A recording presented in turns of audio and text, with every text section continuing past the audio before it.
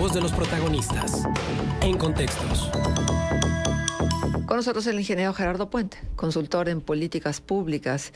Hoy hablamos de corrupción e impunidad. Gerardo, qué bueno tenerte en esta mesa una vez más. Gracias por aceptar la invitación. Gracias a ustedes y gracias a su público por recibirnos. Bienvenido, Jerry. Siempre es un gusto estar aquí en este espacio de debate, en donde tenemos la libertad y tiene la libertad el público de participar, que es, yo creo que una de las libertades que debemos tener siempre, la de expresarnos, la de poder opinar y opinar informadamente, ¿no? Y ese debate que se vuelva en un intercambio de ideas y no de pasiones. Podemos estar de acuerdo con lo que se dice aquí o no, pero esa es nuestra libertad de informarnos, de aprender de la historia. Porque pues también hay una frase, te escuchaba en la mañana haciendo de las frases típicas, pues generalmente quien no conoce la historia está condenado a repetirla.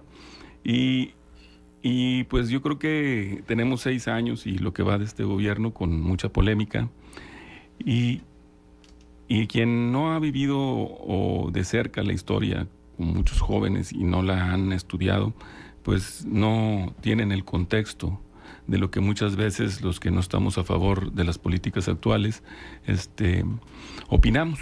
Pero yo creo que es cuestión de que la opinión la sustentemos con hechos, con testimonios, y la fundamentemos en cuestiones legales, tanto nacionales como internacionales, experiencias que nos pueden ayudar a ir hacia adelante, progresando, no retrocediendo. Este tema que traigo hoy, que es la corrupción y la impunidad, pues sabemos que es un problema ancestral que data desde, yo creo que el ser humano se volvió sedentario y empezaron las primeras organizaciones, y obviamente dentro de las comunidades, clanes, tribus y después ciudades, pues todo esto se volvió una situación de querer tener más y al costo que fuera, ¿no? Ambos problemas tienen un carácter global y están presentes en todos los países y culturas, tanto de naciones desarrolladas como de economías emergentes o países con altos niveles de desigualdad y pobreza extrema. Los regímenes no democráticos, ya sean dictaduras autoritarias o totalitarias, tienden a agravar estos problemas. El grado de corrupción varía significativamente entre países. Dinamarca y Finlandia tienen índices mucho más bajos en comparación con México, Chile o Brasil. Y estos últimos tampoco se pueden comparar con los niveles de corrupción de Venezuela o Somalia. Según Transparencia Internacional y el World Justice Project, en la última década el autoritarismo ha crecido en 141 de los 180 países evaluados. Este aumento, de acuerdo con sus informes, se debe principalmente a la reducción de los controles sobre los poderes de gobierno y el debilitamiento sistemático del poder judicial. ¿Les resulta familiar esta situación? A nivel global, hace 10 años el índice de percepción de la corrupción se ha mantenido estancado en un promedio de 43 puntos sobre 100.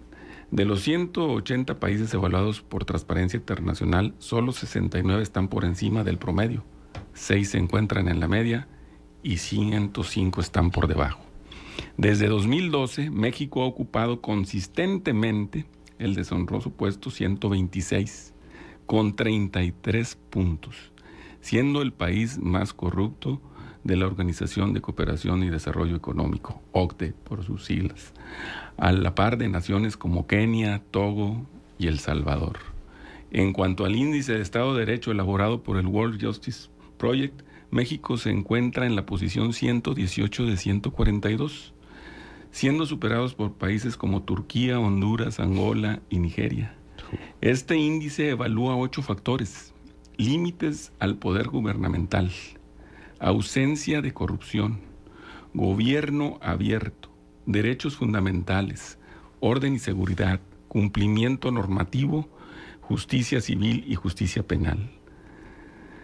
En contraste, Dinamarca liderea como el país con menor incidencia de corrupción y un Estado de Derecho eficiente, seguido de Finlandia y Nueva Zelanda.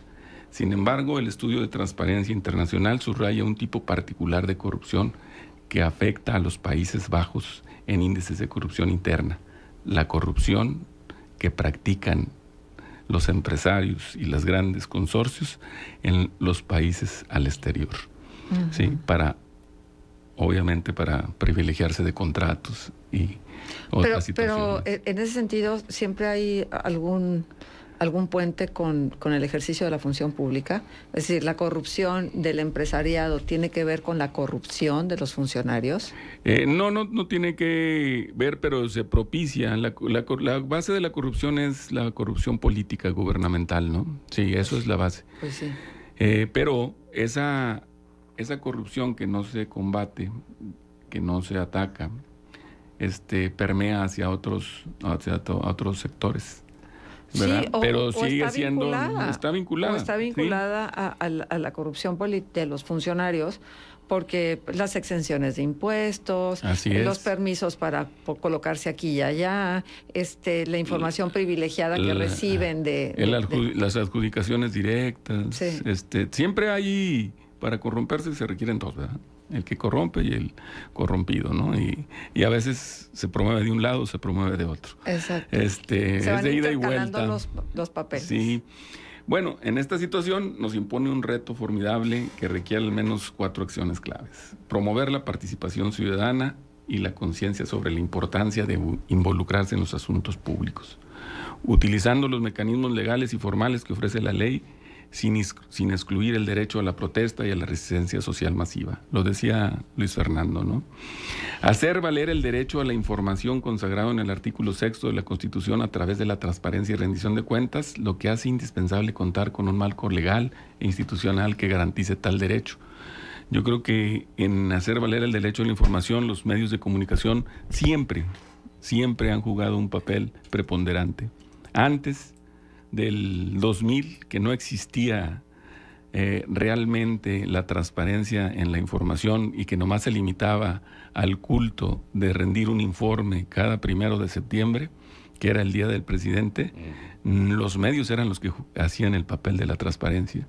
No había ninguna ley, a pesar de que desde 1917 en el artículo 6 está consagrado el derecho a la información, no como un derecho fundamental, que eso se sucede hasta los 2000, ¿no?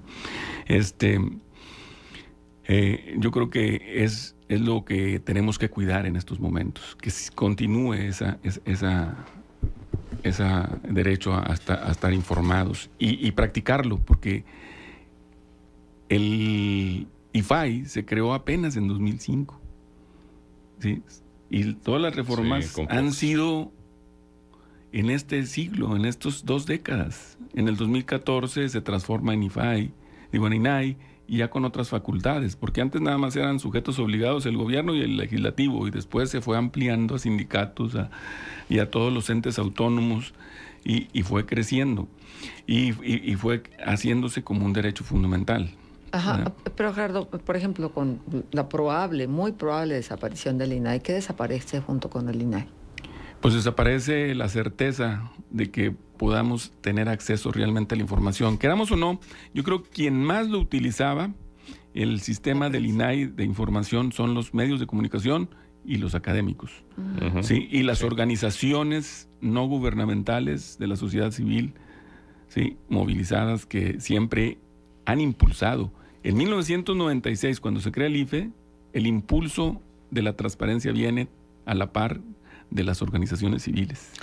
¿Y tú crees que junto con esto vaya también encaminado a la desaparición del Sistema Nacional Anticorrupción y por lo tanto de los sistemas estatales? Pues para allá se ve que va a punta, ahora sí como dicen en la casa, la chancla, ¿no? Porque pues con todo esto que están limitando la ley de amparo, están haciendo las reformas de la supremacía constitucional y todo lo que le están haciendo al sistema del Poder Judicial, yo creo que debilita. Y son estudios de años de transparencia internacional. Transparencia internacional no empezó ahorita, ni la transparencia empezó en el 2000. ¿no? La transparencia viene desde años antes, desde el siglo pasado, sí, desde los 70, 60. A nosotros nos llegó tarde y está empezando. Es tan joven como nuestra democracia, que también ya estamos retrocediendo. Bueno, que realmente el parteaguas de la democracia tuvo que ver con el gobierno de transición con Vicente Fox. Así es. Creo que ahí fue donde se abrió un camino distinto. Y donde el PAN desaprovechó totalmente la oportunidad de cambiar nuestro sistema y de fortalecerlo. Entre otras, también tenemos... Lo que no ha hecho Morena, que Morena sí ha aprovechado su oportunidad para poder llevar al país exactamente a donde su plan quiere. A donde su ideología lo quiere y a donde, más que decisiones sustentadas en información y en evaluaciones, lo hace, yo creo que mucho con pasión y mucho con ocurrencias. Uh-huh. Sí. Oye, Gerardo, ahorita que hablabas de impunidad, pues revisábamos los datos de México Evalúa de cómo ha crecido la impunidad en delitos de alto impacto.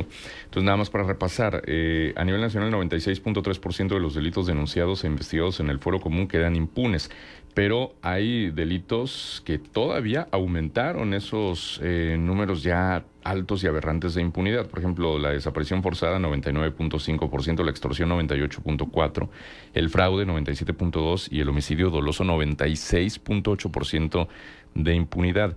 Hay algunos delitos que disminuyeron su porcentaje de impunidad, como el narcomenudeo, que bajó 2.2%, feminicidio bajó 1.9% y violencia familiar 1.8%. Pero también, por ejemplo, aumentó la impunidad en secuestro, 4.2% más en comparación al 2022, porque son cifras del 23.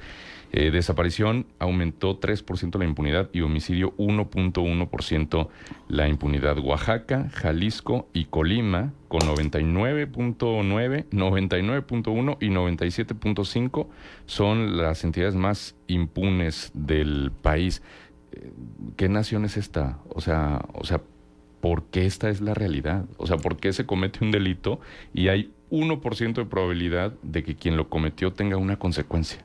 Por la corrupción en que también ha caído el sistema judicial, pero que es parte de todo un esquema.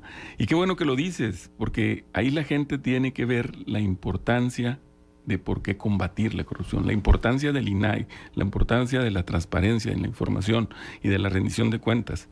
¿A quién afecta todo lo que me acabas de decir? Pues a la mayoría de la población, que son los más pobres, los más vulnerables. Sí. Y que son los que tiene para pagar un abogado, no tiene tanta preocupación. Como la justicia le llega a quien pueda pagar. Así es. Qué triste. Y eso es nada más en el rubro de justicia. Sí. Si hablamos en el de desarrollo de las ciudades, de los servicios públicos, ¿cuánto cuesta la corrupción? Se habla de un 10% del PIB, son 6,000 millones de pesos. Uh-huh. El 10% estamos hablando de una cantidad enorme, más allá de los 500,000 millones que decía Andrés Manuel López Obrador, sí, que se deberían destinar a salud pública para tener mejores hospitales, para tener las medicinas, para tener las vacunas.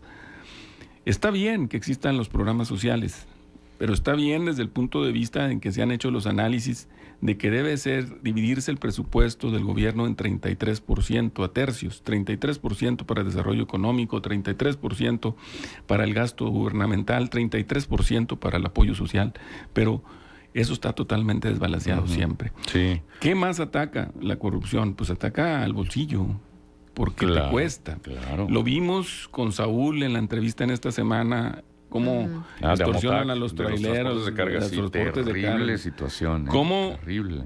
Por ejemplo, ayer estuve en la avenida donde está el Colegio Torreón.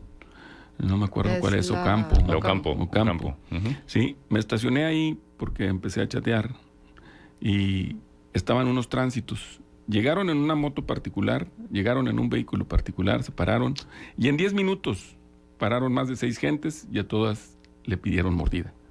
Me bajé, me les quedé viendo y rápidamente uno se acercó amenazadoramente y me preguntó, ¿se le ofrece algo? Le dije, no, simplemente estoy siendo testigo de su trabajo. ¿Y por qué traen un vehículo particular? Ah, caray. Sí. Esa es la situación. Entonces tenemos un gran reto por delante. Y dentro del reto también está implementar las medidas preventivas para evitar la repetición de actos de corrupción en las instituciones. Identificar y transformar prácticas en el servicio público. Legislar en áreas de vacíos legales y establecer mecanismos de control que fortalezcan la rendición de cuentas.